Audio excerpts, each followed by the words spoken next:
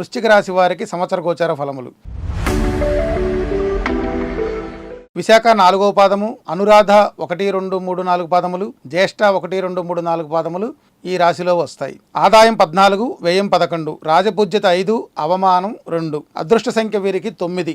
అనుకూల సంఖ్యలు 1, 2, 4, 6, 8, 9 సంఖ్యలు అనుకూల తేదీలు, అనుకూల సంఖ్యలు. గురు బుధ శుక్ర శనివారాలు అదృష్టవారాలు. ఇక విశాఖ నక్షత్ర జాతకులు పుష్యరాగమును, అనురాధ నక్షత్రం వారు నీలమును, జ్యేష్ఠ నక్షత్రం వారు పచ్చరాయ ఉంగరాలు ధరించడం వలన ధనాభివృద్ధి కలుగుతుంది, ఉద్యోగాల్లో పదోన్నతి కలుగుతుంది, సంకల్ప సిద్ధి, కార్యసిద్ధి కలుగుతాయి. వీరి యొక్క శుభాశుభ ఫలితాలు చూద్దాం.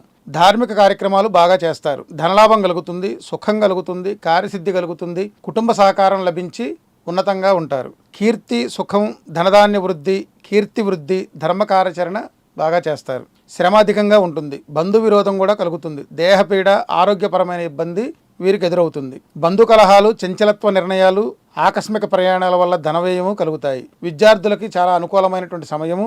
నిర్లక్ష్యం పనికిరాదు, చక్కగా వారు శ్రమించి సాధన చేసి చదువుకొని మంచి ఫలితాలు పొందాలి. గట్టి ప్రయత్నాల చేతనే వారి యొక్క ఉత్తీర్ణత, కార్యసిద్ధి కలుగుతుంది. ప్రత్యేకించి విశాఖ నక్షత్రంలో స్త్రీ మూలక లాభం కలుగుతుంది, ఆడంబరములకై ధనవ్యయం చేస్తారు, వృత్తి వ్యాపారాల్లో ఇబ్బందులు ఏర్పడతాయి, ప్రయాణాల్లో జాగ్రత్త అవసరం, ఆరోగ్యపరమైన ఇబ్బంది కూడా వీరికి ఉన్నది. అనురాధ నక్షత్ర జాతకులు రుణబాధల నుంచి విముక్తి పొందుతారు, తీర్థయాత్రలు చేస్తారు, దేవతా కార్యక్రమాలు చేస్తారు, ఆకస్మిక విజయాలు వీరికి కలుగుతాయి, న్యాయ వ్యవహారాల్లో విజయం కలుగుతుంది, శుభకార్యాలు కూడా వీరికి అనుకూలించేటువంటి స్థితి ఈ సంవత్సరం ఉన్నది.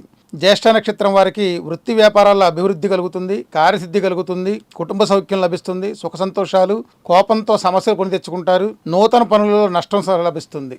కాబట్టి ఇటువంటి నష్టాలు మళ్ళీ చేకూరకుండా వీరికి కూడా ఒక సంవత్సర పరిహారాన్ని మనం చెప్పుకుందాం. గణపతి సుబ్రహ్మణ్య స్వామి ఆరాధన ఎక్కువగా చేయటం వలన కుడి చేతికి కాపర్ బ్రాస్లెట్ వేసుకోవాలి. కుడి చేతి మణికట్టు దగ్గర కాపర్ బ్రాస్లెట్ ఒకటి ధరించడం వలన, అలాగే రోడ్డు మరమ్మతులకి అప్పుడప్పుడు మన వీధిలో ఉన్నటువంటి కానీ మన కాలనీలో ఉన్నటువంటి రోడ్డు మరమ్మతులకి మనకు తగిన శక్తి ప్రకారం మనం ఎంతో కొంత డబ్బుని దానంగా ఇచ్చి రోడ్డు మరమ్మతులకి సహకారం చేయాలి. ఇలా చేయటం వల్ల ఈ బాధలన్నీ కూడా మనకి తొలగిపోతాయి అన్నమాట.